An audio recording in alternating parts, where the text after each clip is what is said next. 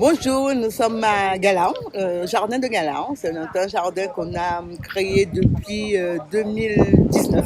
L'intérêt, c'est d'accueillir le public, puisqu'on a déjà accueilli le tout public, mais c'est d'accueillir les enfants, puisque effectivement la biodiversité, ça nous concerne tout.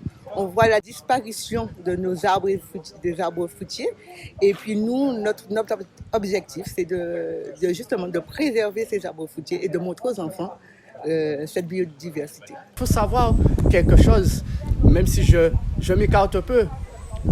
La métropole, je dis pas la France, enfin même pas la métropole, l'Europe, ils ont déjà répertorié plus de 350 espèces de plantes.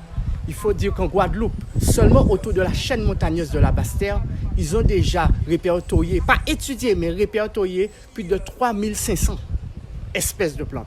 D'où oui cette biodiversité et qu'il faut que nos enfants soient conscients de ça et puissent protéger quelle que soit la petite plante qui est devant nous et la plante qu'on va trouver au cœur de la forêt à plus de 1400 mètres d'altitude. C'est très important parce qu'on doit s'intéresser à ce qui nous entoure, notre environnement, parce qu'il a plusieurs fonctions.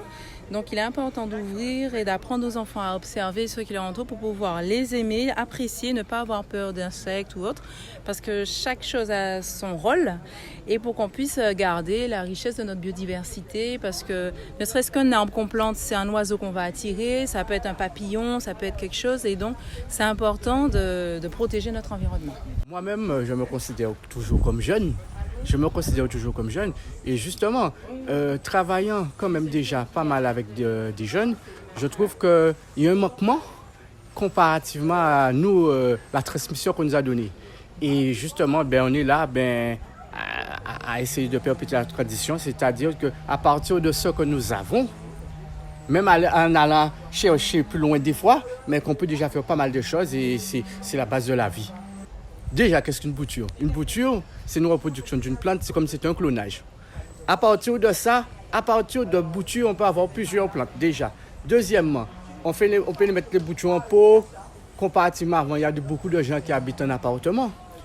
Il suffit d'avoir un petit espace avec de la lumière, on peut avoir du vert chez soi. Et puis trouver son petit bien-être, même dans un petit 2 mètres sur 2 mètres. C'est pour montrer la diversité des graines.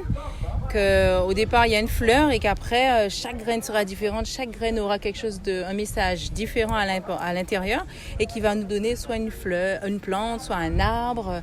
Et oui, ne pas utiliser les produits parce qu'on utilise les produits, on va malheureusement tuer des graines, tuer des choses qui sont dans la terre et qui va faire qu'on va avoir quelque chose qui sera monotone ou ce sera que la même espèce et on va perdre la richesse de la diversité qu'on peut avoir dans les jardins. Oui. On est au cœur de l'action et ce n'est qu'un début. C'est-à-dire qu'il ne peut pas y avoir ça sans qu'il y ait de suite. Sans qu'il y ait de suite. Donc, on commence comme ça, mais on pense proposer des choses par la suite. Oui, on met à jour. Et puis, nous sommes très pour la transmission des informations, la transmission aussi du patrimoine naturel. Et puis, on a des adhérents qui ont beaucoup de connaissances. Nous, on souhaite que les enfants en profitent.